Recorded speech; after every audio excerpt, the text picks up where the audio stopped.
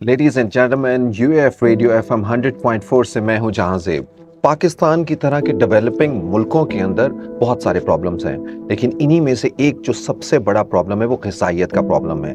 ग़िज़ाइयत की कमी एक तरफ, और उसके साथ साथ में जब हम ये देखते हैं कि बहुत सारे लोगों को जो है वो फूड भी नहीं मिल रहा, और फिर उसकी अगर मिल रहा है तो उसकी ग़िज़ाइयत सही नहीं है, तो फिर इसका मतलब है कि इसको ठीक भी करना है। अगर ये पॉपुलेशन ज़्यादा हो जाए, यानी जब पाकिस्तान में आबादी करीबन 25 करोड़ की जानिब जा रही हो, तो उस वक्त जो है वो करोड़ों लोग अगर इससे मुतासिर हो रहे हों, तो इसका हल तलाश करना जो है वो यकीनन लाजमी हो जाता है।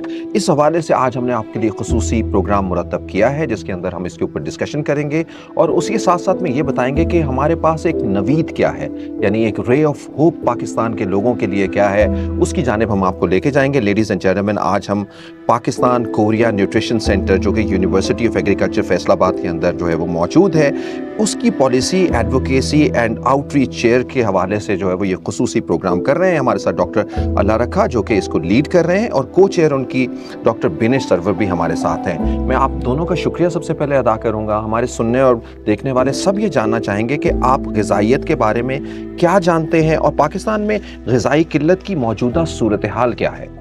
पहले तो बहुत शुक्रिया जहांजेब तारिक साहब, और मैं शुक्रिया अदा करना चाहूँगी आपका कि आपने हमें बुलाया और हम आज पाकुरी न्यूट्रिशन सेंटर के बारे में बात कर सकेंगे।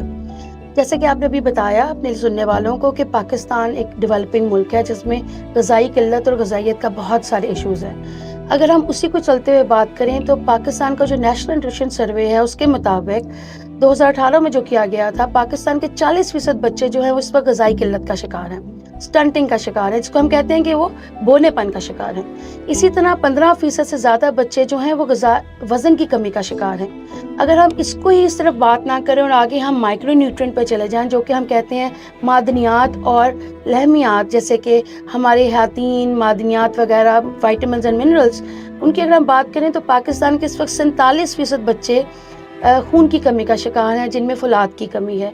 इसी तरह तकरीबन 57% बच्चे ऐसे हैं 4 साल से छोटे जिनको विटामिन डी की कमी है, जिनकी हड्डियां ठीक नहीं हैं। बिल्कुल, और ये जब जाहिर बात है कि इतना बड़ा प्रॉब्लम है, और इतनी अगर 40% का मतलब तो ये है कि करोड़ों में भी बहुत ज़्यादा जो है वो तादाद बढ़ जाएगी।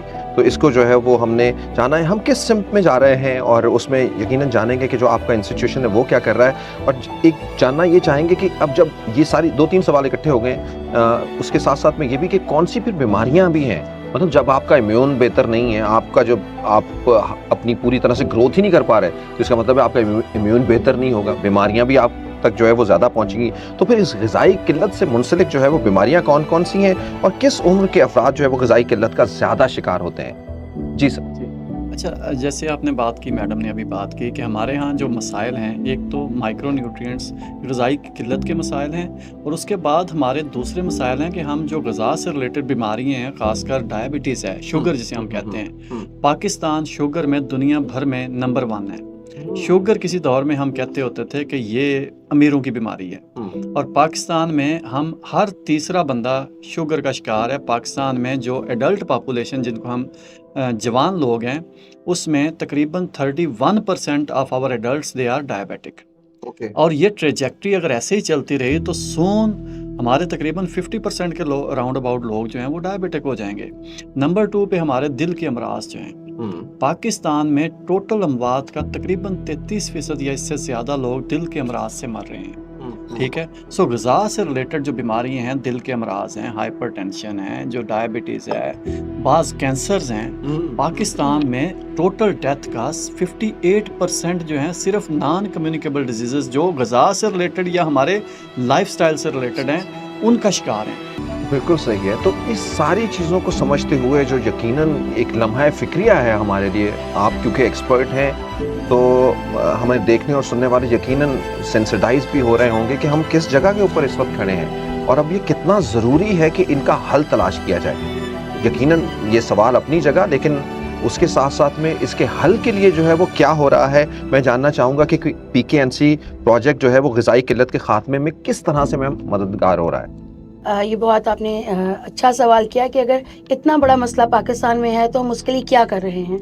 तो पहले तो मैं आपको बताना चाहूँगी कि PKNC کے علاوہ پاکستانی گورنمنٹ بھی ایسے بہت سارے انیشیٹو لے چکی ہوئی ہے جس میں غذائی نشوونما پروگرام، بے نظیر انکم سپورٹ پروگرام اور اس طرح کے بے تحاشا ہماری چیف منسٹر صاحبہ نے اور بہت سارے لوگوں نے، ہماری گورنمنٹ کے جو ہمارے اہلکار ہیں، انہوں نے بہت سے ایسے پروگرام سٹارٹ بھی کیے ہیں. اور ان میں سے ایک بہت امپورٹنٹ اور بہت ضروری ایک عمل جو ہوا وہ پچھلے 3 سال پہلے پاک کوریا نیوٹریشن سینٹر کا آغاز ہوا. یہ ایک سینٹر آف ایکسلنس ہے جو کہ جس کے لیے زرعی یونیورسٹی فیصل آباد کو چنا گیا.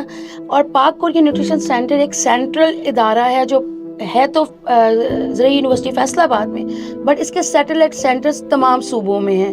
ہر صوبے میں اس کا ایک سیٹلائٹ سینٹر ہے جس میں جو کہ کام ایک سینٹرل ادارہ کر رہا ہے وہی پروونشل ادارے جو سیٹلائٹ سینٹر ہے وہ بھی کر رہے ہیں. اور پاک کوریا نیوٹریشن سینٹر جو فوکس کر رہا ہے ماں اور بچوں کی غذائیت کو، ان کی صحت کو، کمیونٹی نیوٹریشن کو، کمیونٹی ہیلتھ کو. اور اس میں ہمارا جو ہاف شیئر ہے فنڈنگ کا وہ کوئکا کی طرف سے ہے جو کہ کوریا انٹرنیشنل کارپوریشن کا ادارہ ہے، اس کی طرف سے ہے. اور اس کو لیڈ کر رہے ہیں کوریا کی طرف سے پروفیسر ڈاکٹر جہان کیم، اور ہماری یونیورسٹی سے اس ٹائم پہ لیڈ کر رہے ہیں اس کو پروفیسر ڈاکٹر عمران پاشا صاحب جو کہ اس کے سینٹرل پروجیکٹ ڈائریکٹر ہیں. بالکل صحیح. جو ارد گرد علاقے میں ہوں گی آپ کے یہاں پہ، کیونکہ پھر دوسرے پروونسز میں اور بھی جگہوں کے اوپر یہ سینٹرز جو ہے وہ موجود ہیں. یقیناً یہ میں سمجھتا ہوں کہ it's sort of a missionary work کہ جب آپ کمیونٹی کو ڈیولپ کرتے ہیں، ان کے زخموں پہ مرہم رکھتے ہیں اور ان کو دنیا میں ایک بہتر جو ہے وہ صحت مند انسان بننے کی جانب جو ہے وہ اپنے قدم بڑھا رہے ہیں اور اپنی طرف سے جو ہے وہ جو بھی کچھ کر سکتے ہیں وہ کر رہے ہیں. اچھا، آپ جاننا چاہوں گا کہ PKNC پروجیکٹ کے قیام کی کچھ وجوہات تو انہوں نے بتائی بھی، کچھ آپ اس میں بریف کریں کہ وجوہات ایکچولی کیا تھیں؟ وجوہات جیسے ہم نے ابھی بات کی ہے کہ پاکستان کے مسائل جو ہے نا نیوٹریشن ریلیٹڈ جو ہیں وہ بہت زیادہ ہیں، کمپلیکیٹڈ ہیں. ایک ایسٹیمیٹ کے مطابق پاکستان کی 4 سے 11% GDP جو ہے وہ مال نیوٹریشن کی وجہ سے افیکٹ ہو رہی ہے. اب یہ حساب لگائیں کہ تقریباً $10 ارب کے راؤنڈ اباؤٹ سے جو ایسٹیمیٹس ہیں کہ ہمارے اینول لاس ہے مال نیوٹریشن کا. اور آپ یہ دیکھیں کہ ہم IMF کے پاس جا رہے ہیں بعض کا $1 ارب کے لیے. تو صرف مال نیوٹریشن کو اگر ہم اوور کم کر لیں تو ہمیں بہت زیادہ اس میں فائدہ ہو سکتا ہے. ٹھیک ہے. سو مال نیوٹریشن کی کاسٹ ایک بہت زیادہ ہے ڈیولپنگ کنٹریز میں. میں نے کوانٹیفائی آپ کو کر دی کہ 4 to 11% ہماری GDP کو افیکٹ کر رہی ہے. ایسے بچے جو مال نرشڈ ہیں وہ بڑے ہو کے بیماریاں زیادہ ان کو لگتی ہیں، وہ زیادہ دیر ہاسپٹلائز رہیں گے، وہ پروڈکٹیو نہیں ہوں گے، وہ کام میں ان کا دل نہیں لگے گا. آپ دیکھیں اسکولوں میں بچے بہت دفعہ ہوتے ہیں ان کا پڑھنے کو دل نہیں کرتا. کیوں؟ کہ آئرن ڈیفیشینٹ ہوں گے، مال نرشڈ ہوں گے، تو ان کا IQ بھی افیکٹ ہو رہا ہے. ان کی بڑے ہو کے ایڈلٹ ہوتے ہیں تو ان کی پروڈکٹیوٹی افیکٹ ہوتی ہے. تو پھر یہ سائیکل چلتا رہتا ہے اگلی نسل تک. تو اس لیے یہ ضروری ہے کہ اگر ہم نے اس میں سے باہر آنا ہے، ایک صحت مند معاشرہ تشکیل دینا ہے، تو ہمیں مال نیوٹریشن میں انٹرونشنز کرنی پڑیں گی، اس میں انویسٹمنٹ کرنی پڑے گی، اس میں کوئی نہ کوئی کام کرنا پڑے گا. بالکل صحیح ہے. ظاہری بات ہے بہت آپ کی جو یہ پالیسی ایڈوکیسی چیئر ہے وہ لوگوں تک جو ہے وہ معلومات فراہم کر رہی ہے، وہ ایک برج کر رہی ہے لوگوں کو، اور یقیناً یہ معلومات ہی جب ان کو پتہ چل جائیں گی تو وہ کل کی بیماریوں سے بچ سکیں گے، اپنا خیال رکھ سکیں گے. اتنا بڑا پروجیکٹ ہے، اتنی ساری چیزیں ہو رہی ہیں، اتنا بہتری کا، انسانیت کی بہتری کا کام ہو رہا ہے. اس ہم دیکھتے ہیں یونیورسٹی آف ایگریکلچر میں ایک سینٹر آف ایکسلنس بنا ہوا ہے. یعنی اگر میں یہ کہوں انٹرنیشنل سینٹرز کے اندر جو ہے وہ اتنی خوبصورت بلڈنگ جو ہے وہ ہمیں بہت کم نظر آتی ہے جو PKNC کی بلڈنگ بنی ہوئی ہے. تو یہ ذرا تھوڑا سا بتائیے گا کہ ان سب چیزوں کے لیے فنڈنگ جو ہے وہ اسپانسر کیسے کر رہے ہیں؟ اس میں نے آپ کو جیسے کہ پہلا بتایا کہ اس کی جو آدھی فنڈنگ ہے وہ کوئکا کی طرف سے کورین گورنمنٹ کر رہی ہے، اور آدھی فنڈنگ جو ہے پاکستانی گورنمنٹ کر رہی ہے. اور اس پروجیکٹ میں بیسیکلی جو ہم لوگوں کو وہیکل یوز کر رہے ہیں، جیسے کہ ڈاکٹر علا رکھا نے آپ کو بتایا کہ اس کے فرنٹ لائن ورکرز ہیں. اس میں ہم 5 لوگوں کو ٹارگٹ کر رہے ہیں. ایک ہم لیڈی ہیلتھ ورکرز کو، لیڈی ہیلتھ سپروائزرز کو، پرائمری اسکول ٹیچرز کو، کلینکل نیوٹریشنسٹ اینڈ ڈائٹیشنس کو، ہم ان کو فوکس کر رہے ہیں.